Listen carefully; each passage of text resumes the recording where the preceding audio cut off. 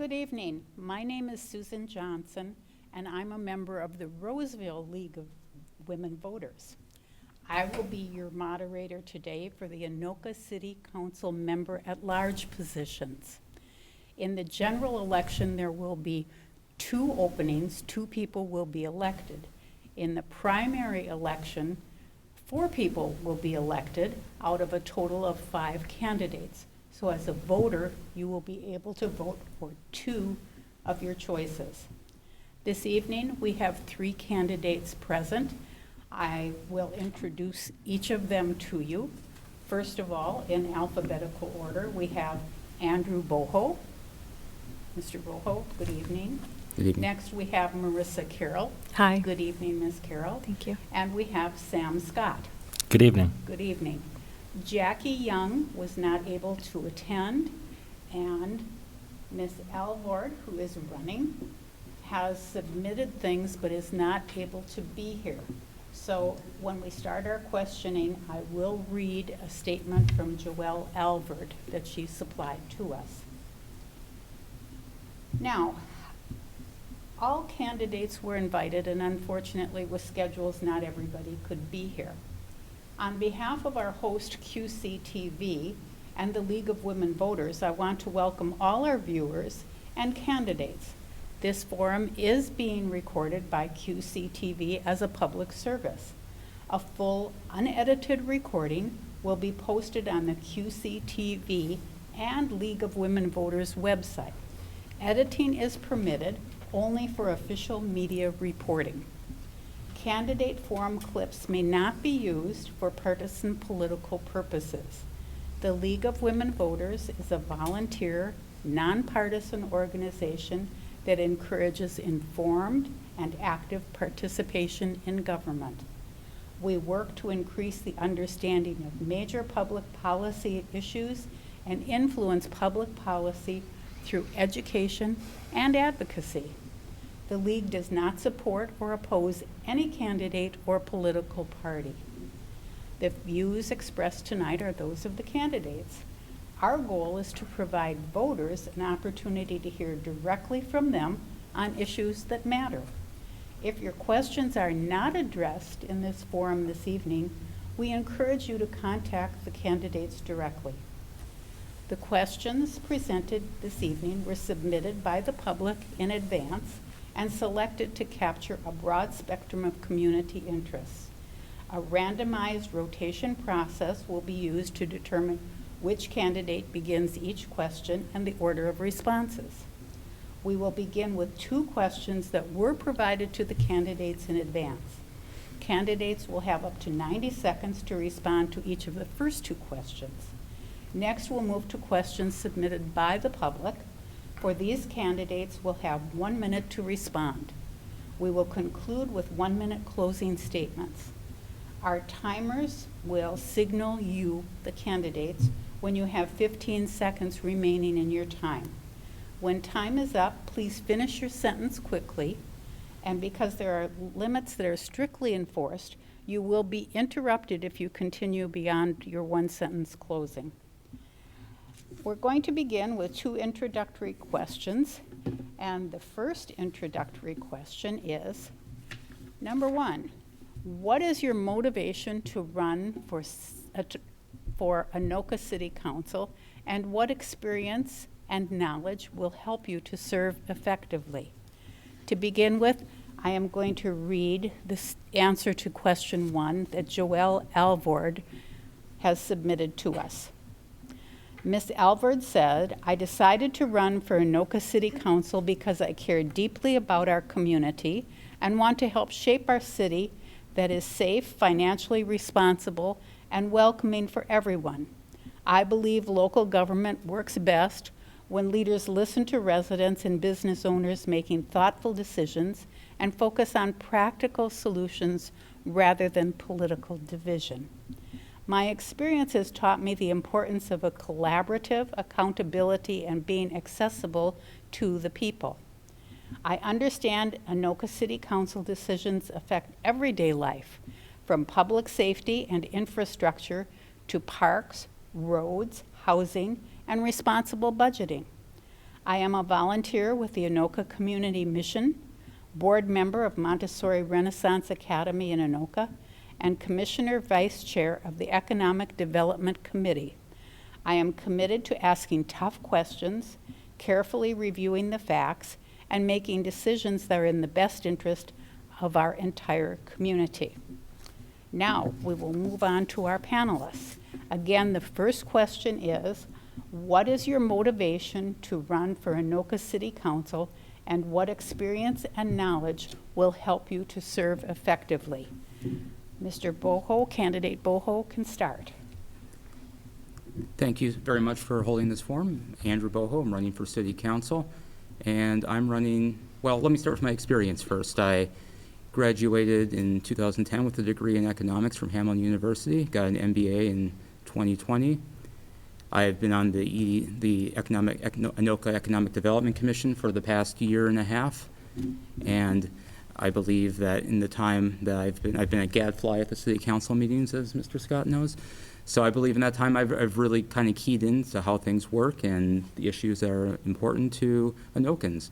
But that doesn't really get to why I'm running. The reason why I'm running is because when my wife and I moved to Anoka 29 years ago, we were a young, struggling couple. And we're worried that the ladder is basically being pulled up.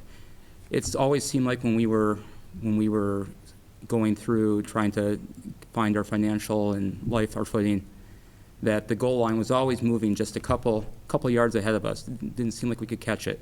And now that my kids are adults, it feels like the goal line hasn't just moved a couple yards, it feels like it's moved a whole zip code over. And honestly, it's worrying me, it's upsetting me. I'm getting very tired of it. And I think that the current council policies are maybe some of the best policies of 1999, but things have changed. People are struggling harder now, and we need a different approach, someone more focused on the bottom line. Okay, now we will go to candidate Carroll. Again, the question is, what is your motivation to run for Anoka City Council, and what experience and knowledge will help you to serve effectively? Thank you. First of all, thank you to the League of Women Voters for hosting this event. I'm Marissa Carroll, and I would be honored to earn the confidence of the people of Anoka to serve on our City Council. I'm running because I believe in what happens when neighbors actually know each other. The last several years have pulled us apart. Between COVID, social media, and other factors, a lot of us got more isolated, more separated. When people work and play alongside each other in community, it's better for our physical health, our mental health, and even our jobs. I want to help build that back. I want to serve our community and make life better for our neighbors. So Anoka feels like home to all and a place where we look out for each other. That's not a separate goal from budgets and contracts. It's the standard for all decision making. And my career has prepared me for this. I've led teams of consultants developing and implementing big changes for companies. I know how to manage people, set direction, and own the results. I've successfully run change management, which is turning a decision into real progress inside of an organization. And I've built communications that got people to actually say yes and roll up their sleeves together to get things done, even when they don't agree. My government experience includes serving on Anoka's Housing and Redevelopment Authority and on a housing and mediation nonprofit that serves the county. I now own a conflict resolution business in downtown Anoka, where I mediate high conflict and high stakes disputes.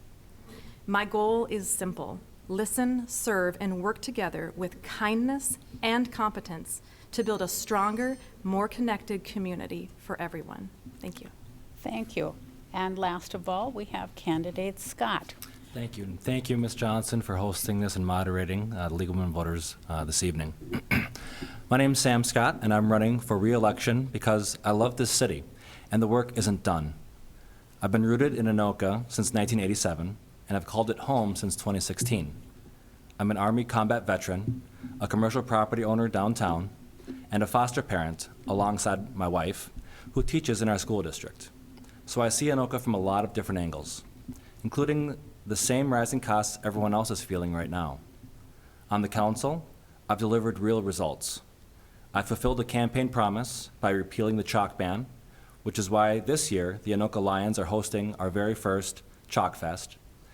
I helped launch Minnesota's first municipal cannabis dispensary, which helps fund our community instead of just property taxes. I also supported selling nearly $4 million in city land for housing development and helped secure state funding for the Rum River Dam. In this economy, with costs rising everywhere, I want to bring voters real options to lower their cost of living. That's why I'm also bringing a contract for organized waste collection to a vote, with rates from $10.15 to $14.40 based on cart size, locked to a modest 4% yearly increase instead of the unpredictable jumps.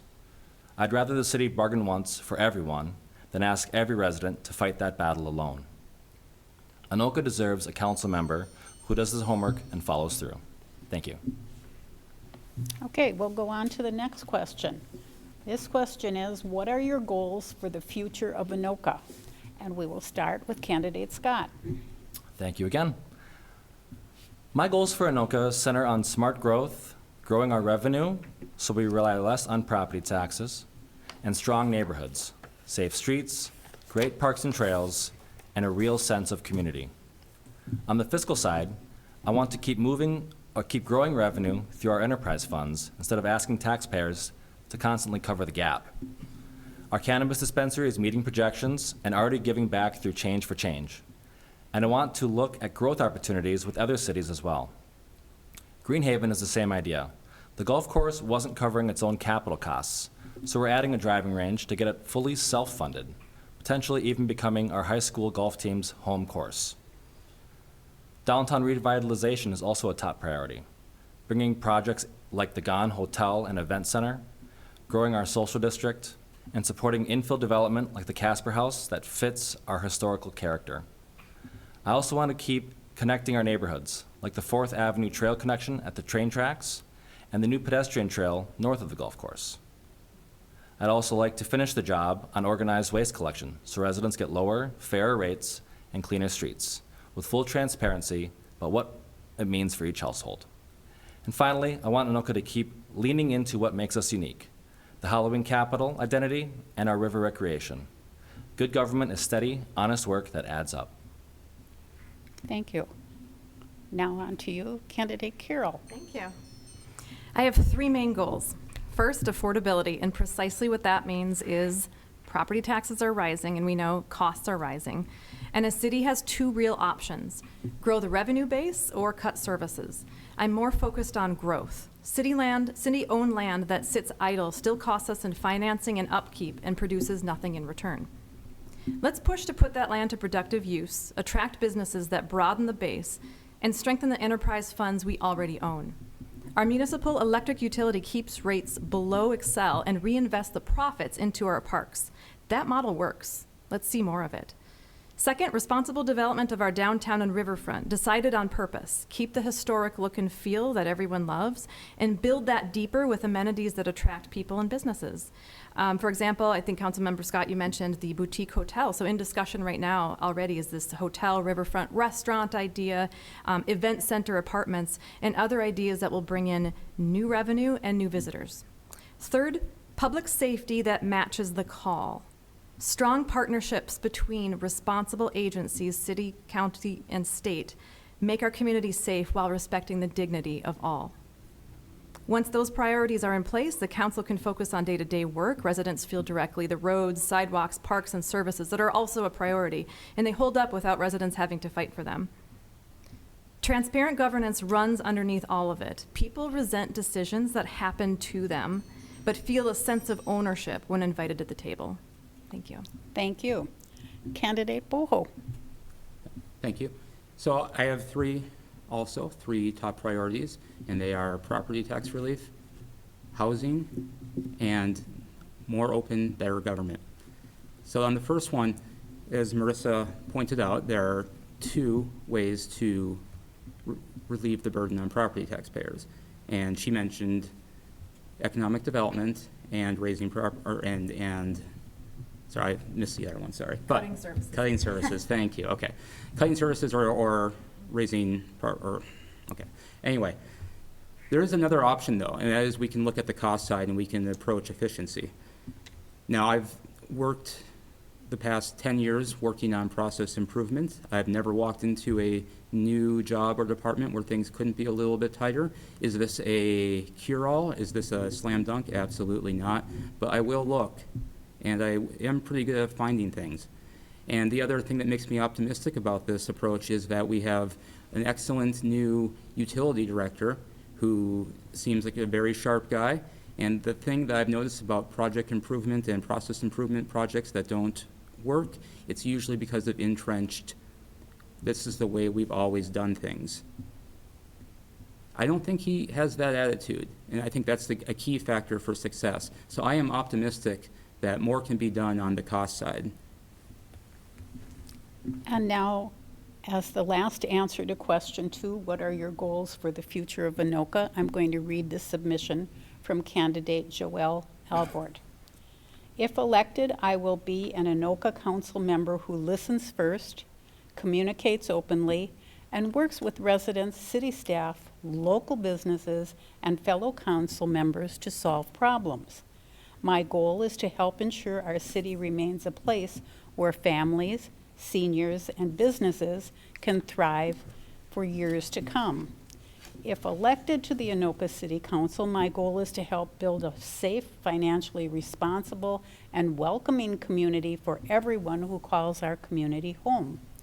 I want to support public safety by ensuring our police, fire, and emergency responders have the resources they need while continuing to build trust between the city and residents. I am committed to responsible budgeting that protects taxpayers while investing in the infrastructures that keep our city strong, including roads, parks, utilities, and public spaces. I also want to encourage thoughtful economic development that supports our local businesses, attracts new investment, and creates opportunities for families without losing the historical character that makes Anoka unique. I believe it is important to listen to residents make decisions transparently and work collaboratively with neighbors, businesses, and community organizations. City government works best when people feel heard, informed, and respected. Above all, my goal is to leave Anoka stronger than I found it, where families want to live, businesses want to invest, and future generations can thrive. That was from candidate Joelle Alvord. Now we're going to go to questions that have not been posed before, so maybe we can surprise you guys a little bit. We will start off with candidate Carroll, and the first question that hasn't been pre-given to you is, Anoka established Minnesota's first downtown social district to boost businesses. However, police and business owners have concerns about rule enforcement and clear communication among visitors. Do you support the social district idea? What would you do differently, if anything? Thank you. Thank you for asking. The social district was just recently piloted, so there's always some things to work out when a program is new. I do support the social district. Overall, people overwhelmingly enjoy it. Are there some still kinks to work out? Yes, with rule enforcement, bar closing times, getting people home safely, and partnership with the police. So I support noting these, working together with these with the police, with the bar owners, and with residents and visitors to come up with a better set of rules, better enforcement, and continuing with the social district. Candidate Boho. Thank you. I have nothing against the social district. I would like to see it continue. I think that along with any new initiative or policy, there's always going to be a learning curve there. And honestly, some of the best policies usually come through iteration, feedback, learn from the feedback, repeat. And I think that's what we're seeing here. I do think that our current city council could be a little bit better about anticipating problems before they happen. I've noticed that in the last year and a half where debates get bogged down into basically, they get into a solution lock. They pick what they want to do and they just charge right ahead, and there really isn't a whole lot of critical thinking or debate that goes into it. It just marches right through. So I do think that some of these problems could have been anticipated beforehand, but overall, it's a learning curve, and we can't expect, I want to be respectful too, you can't expect everyone to anticipate everything. And now it's your turn. Candidate Scott. Thank you very much. I've been in support of the social district since its inception. As everyone knows, we are one of 3 cities that are now allowed to have it in the state. I believe 2 are operational. But Anoka's has been, I would say, successful overall. Some of the initial concerns that people had, including the police, businesses, and folks who participate in the district, included what are the rules? When are things open? When are they closed down? Where can I go with our social district cups? Can I bring them into a establishment or not? It took a lot of education, and it continues to be educational. Our police use education first when enforcing any of these rules with our businesses or with patrons. So we've done things to try to simplify it to make sure everyone knows the rules. We've changed our opening and closing times to be 10 a.m. to 10 p.m. every single day. Every day of the year, sans some parades. So I think education is still paramount to making sure that our rules are enforced. Thank you. Our next question. Do you agree that the Anoka Cannabis Company has been beneficial to the community? What other creative ideas do you have to enhance revenue for the city? And I will start with candidate Scott. Thank you very much again. Yes, indeed, I do believe the Cannabis Company has been beneficial to the community.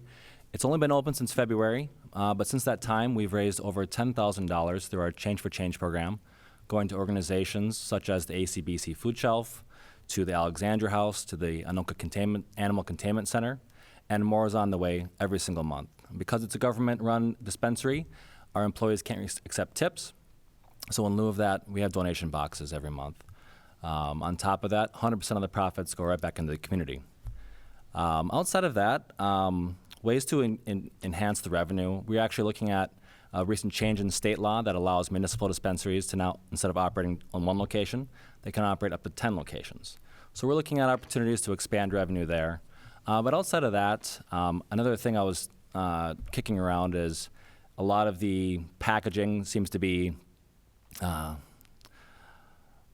a lot. So I wouldn't mind working with the Waste Reduction and Recycling Board to try to find ways to have a recycling program at the dispensary as well. Thank you. Candidate Carroll. Thank you. I haven't been inside the cannabis store yet, but I have heard a lot of the chatter about some like the morality around cannabis. Overall, people are greatly in favor. The morality discussion is similar to a discussion about liquor at this point. So the things that I have heard are people are very excited. They've been craving revenue, and this is one of the biggest revenue and attention generators for the city. So kudos to the current council. And people want to help. The idea of donating tips every month to a different charity means we can be involved in picking a charity or helping decide, like, how can I help people with that extra money? I think that was an excellent use of using that tip money. One of the other ways to earn some revenue includes the dam project, and maybe that question is coming up, I don't know, but we've got a lot of discussion and some debate over what to do with overhauling the dam. It's an infrastructure that needs to be done, but pairing it with recreation is an excellent opportunity. Thank you. Thank you. Candidate Boho. Thank you. I have a complicated relationship with the cannabis store. On one hand, I believe that good leadership is all about helping make people in situations better. And it is hard to square that with something that could lead to substance abuse. I understand that cannabis is legal, it's here to stay. But at the same time, just because we can doesn't necessarily mean we should. On the other hand, though, when my mom was suffering from cancer and when she was going through chemotherapy, medical marijuana did help ease her pain considerably. So there is a positive side to this too. That being said, it's here to stay. I have no intention of trying to repeal it or get rid of it. It's been a profit driver too, a pretty decent one. So I believe that it should stay. And the other thing I would mention is that the plan to syndicate it makes a ton of sense, as Councilmember Scott suggested. Thank you. Next question. What would you like to see happen to the North Star Station? We'll start with you, candidate Boho. Well, I am all about housing, so I would love to see new houses put on any small square of land that we can find. And the reason why is just because, I mean, just for my adult kids, the top thing that concerns them, other than their tuition payments, is how are they ever going to afford a home? Now, we're a small city. We don't have a lot of land. We don't have a lot of areas that we can develop on. But that's no reason to abdicate our responsibility to at least set an example. And increasing housing supply is just one of the best things and one of the few things the city can actually do to move the needle on what is essentially a national issue and a problem for a lot of young people today. Thank you. Candidate Scott. Thank you very much. As everyone knows, the North Star Station recently closed down for its service to Minneapolis. As a city of Anoka, we were vehemently against that, and then we're, in the meantime, looking for other opportunities to keep that station and keep that asset that we have there, the parking ramp, viable. In the meantime, we've attracted the attention of Amtrak. They're looking to expand their station stops for the Empire Builder, looking to have a stop here in Anoka. And there is lobbying and effort right now going to expand the Borealis line, which has been very successful between Minneapolis and Chicago, to have an extension between, or St. Paul and Chicago, between St. Paul and Fargo, where Anoka would be the northern stop in that regard. So that's kind of where I'm looking forward to trying to maintain the assets that are there that we have for our community. Thank you. Candidate Carroll. When I found out that the Amtrak station, Amtrak company was looking at this stop, I was very excited because it will support, if we've got businesses coming in, we've got riverfront recreation coming in, that will help undergird the traffic and possibly make this a very appealing type of trip. Take a train to Anoka, come hang out, shop, dine, stay at a riverfront hotel, maybe make it a mini Stillwater, which would be delightful to a lot of people.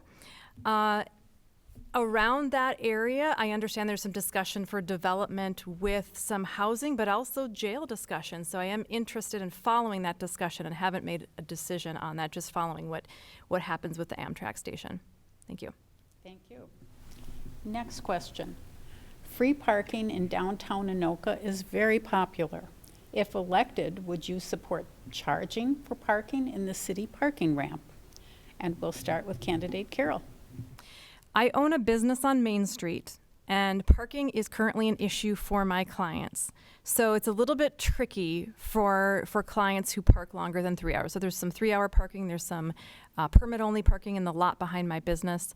Ideally, I would love free parking for visitors, but also some kind of reserved parking for business owners. But that doesn't seem easy to implement, to take up all of the street parking for, let's say, staff or permit parking that is a little bit cheaper for business owners could be ideal, because it's not great for me to be able to try to purchase extra permits and give them to my clients temporarily for the day. It's not very realistic to do.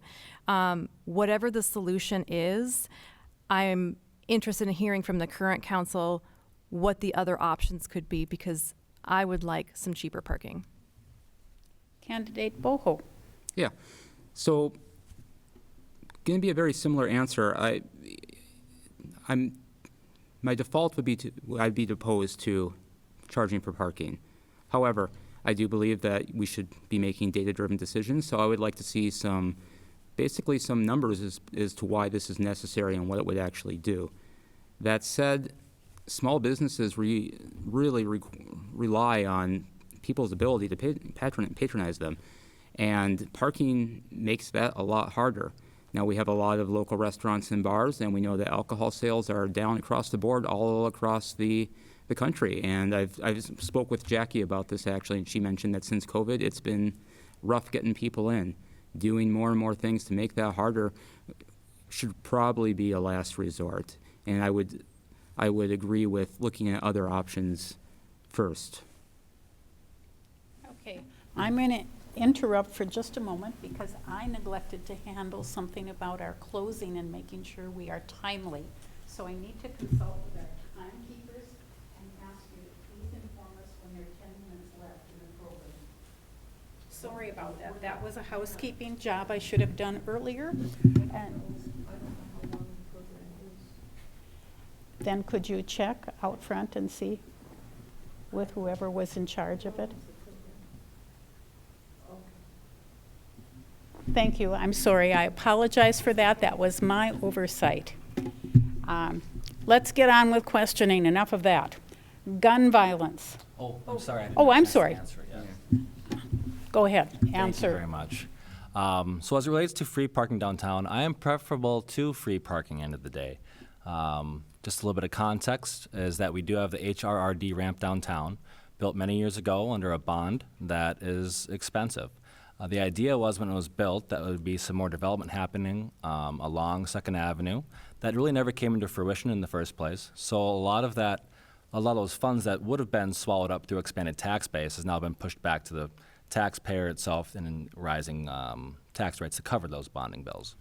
But in the meantime, what I'm very encouraged with to help keep free parking downtown and to have less burden on the average taxpayer is the new GON development happening downtown, as well as the potentiality for an improved social district and river recreation or a dam project, which would bring in potentially more development to expand that tax base to make sure that the average taxpayer in Anoka doesn't have to feel that same burden from servicing the debt that the ramp has every single year.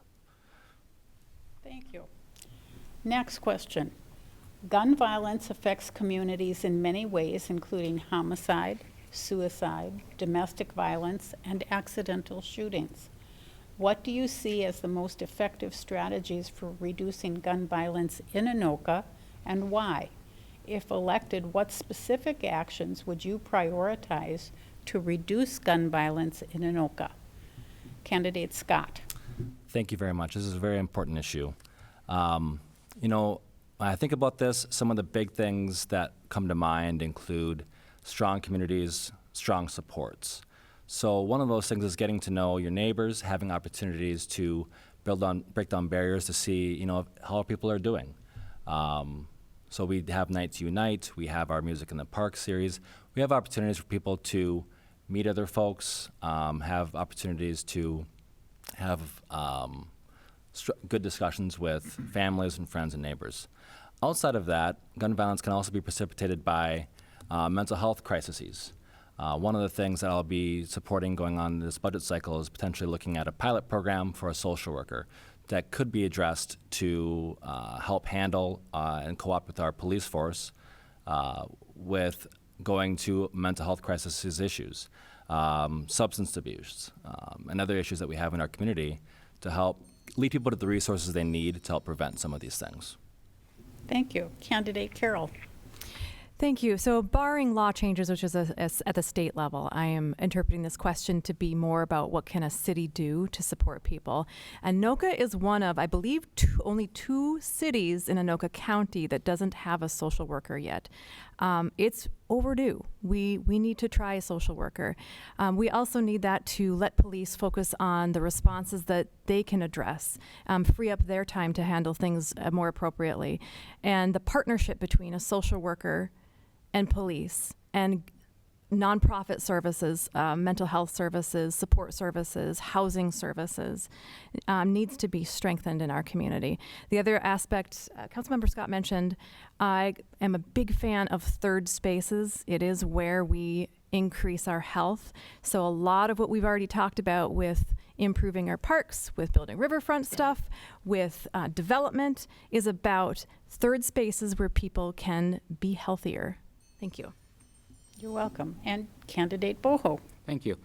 So I don't see a path for Anoka to target gun violence directly, but I do believe that turning down the temperature, encouraging more civic involvement, encouraging more neighborhood involvement are all things that lead to a healthy community. And healthy communities are probably just less likely to have gun violence.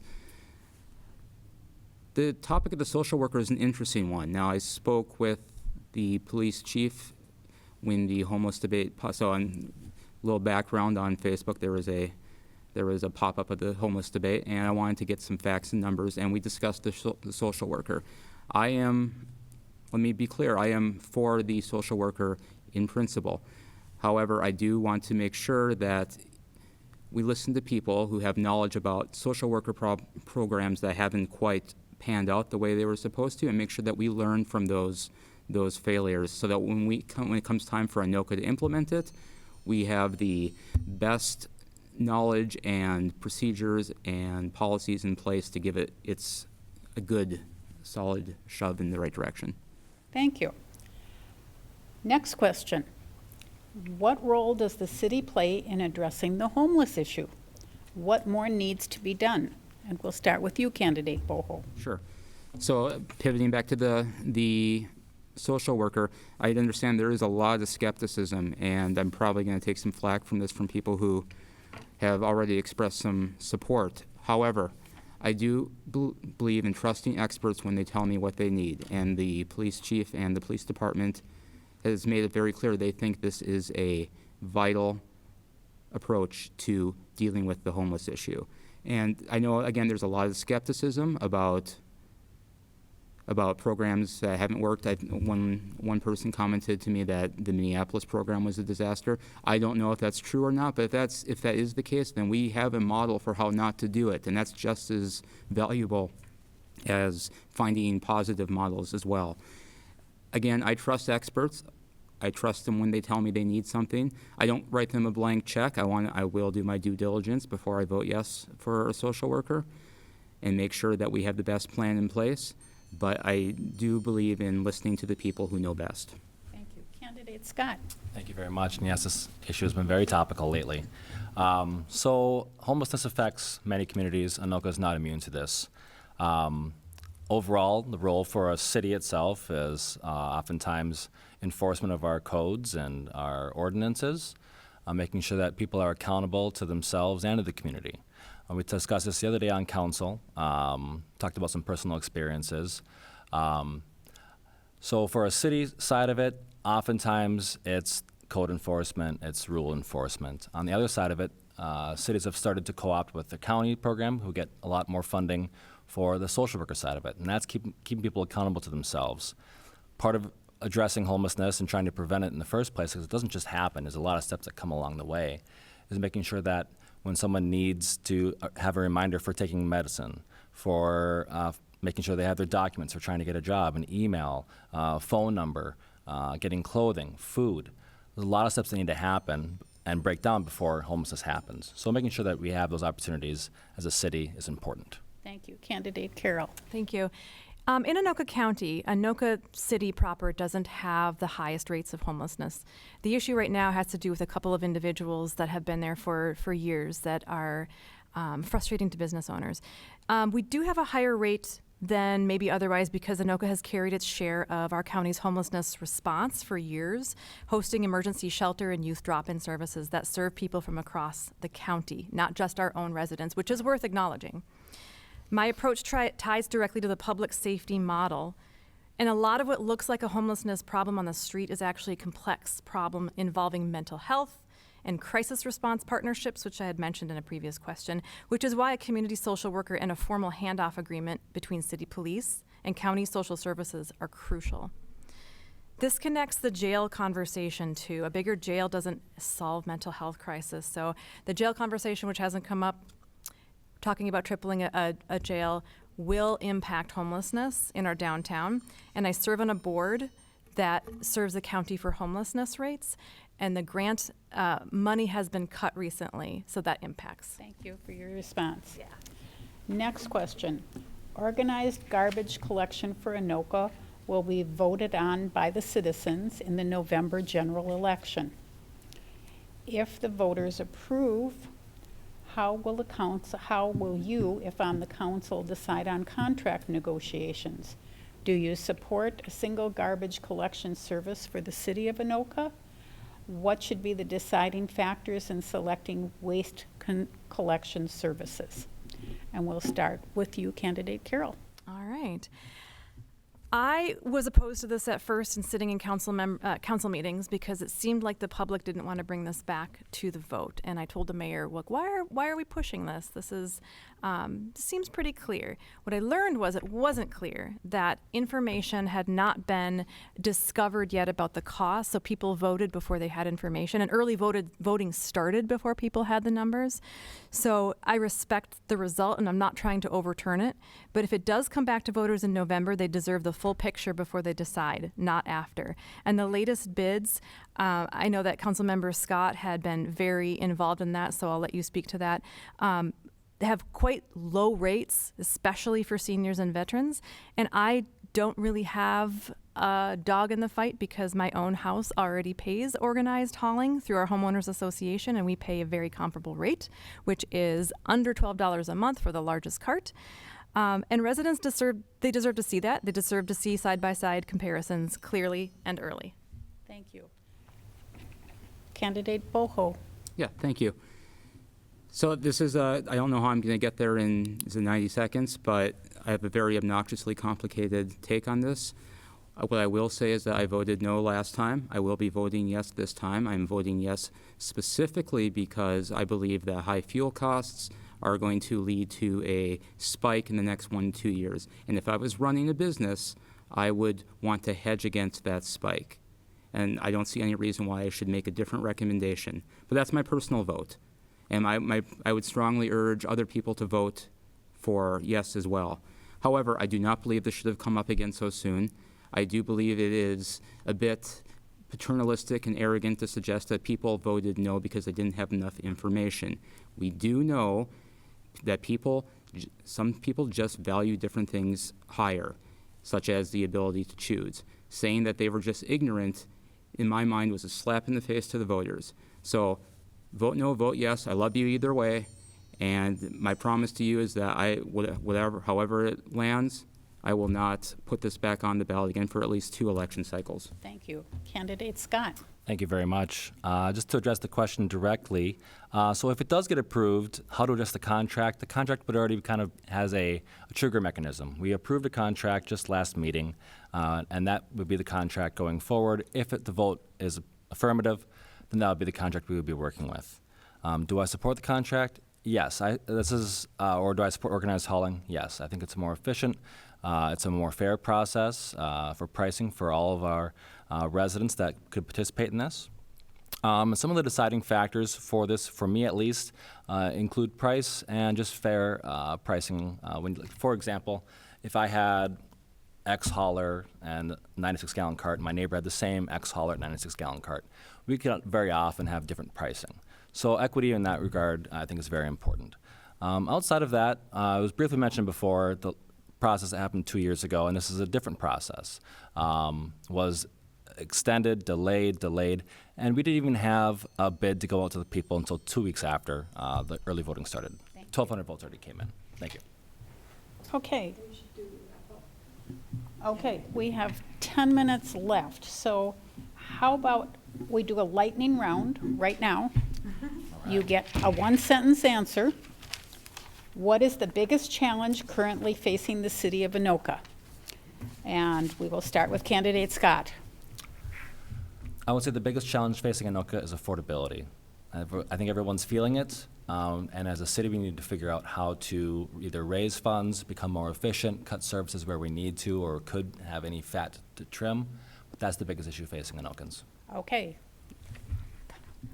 Candidate Carroll. Same issue. Affordability is definitely the thing I hear the most. How are we going to bring in more revenue? How are we going to lower our taxes or expand our tax base?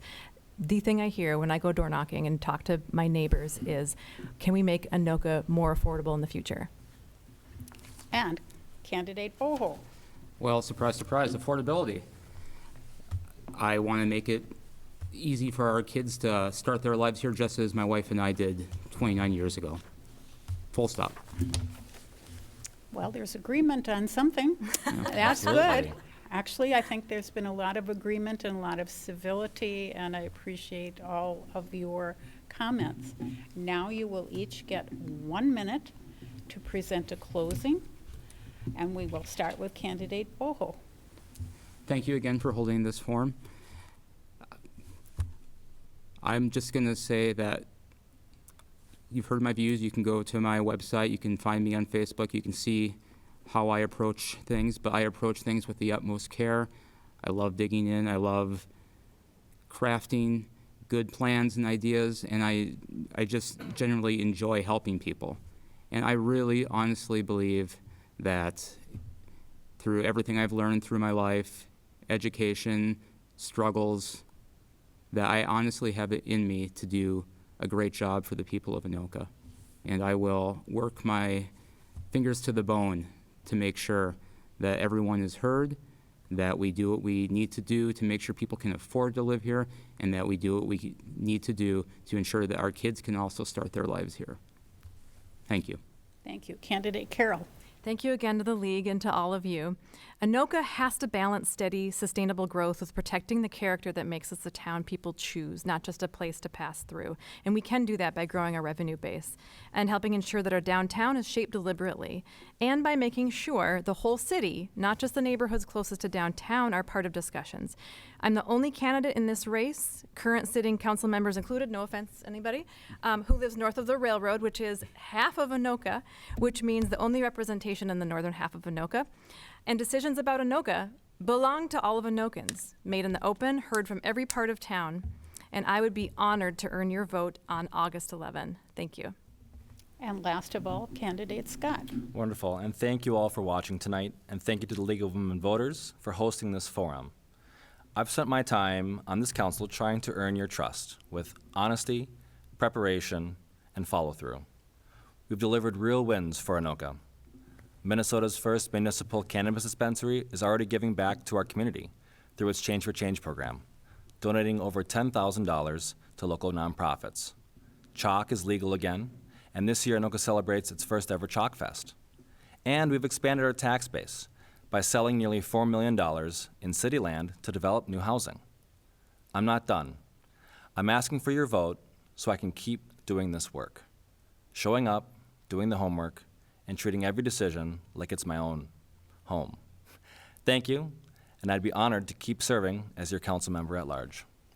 Thank you. Okay, thank you, candidates, for speaking to voters about the issues and for running for Anoka City Council member at large. It's an important civic duty to run for elected office, and it's not easy. It takes courage. Congratulations. In this election, we have 4 people that will be elected in the primary because there are 2 openings. We have 5 candidates. Voters are allowed to vote for 4 candidates, I believe. They vote for 2. Vote for 2, up They- to 4. I'm sorry, this came up at the last minute. So voters, you can vote for 2 candidates of the 5 in the primary. And the top 4 will go on to the general election. I hope that is verified for the people, and we will put something on the website to make that clearer. Thanks to QCTV for the video production tonight. Thank you to all the members of the ABC League of Women Voters who worked hard to put this together. Viewers, thank you for your interest in becoming informed voters. If you need to register to vote or update your registration, you can do so online at vote411.org. That's VOTE411.org.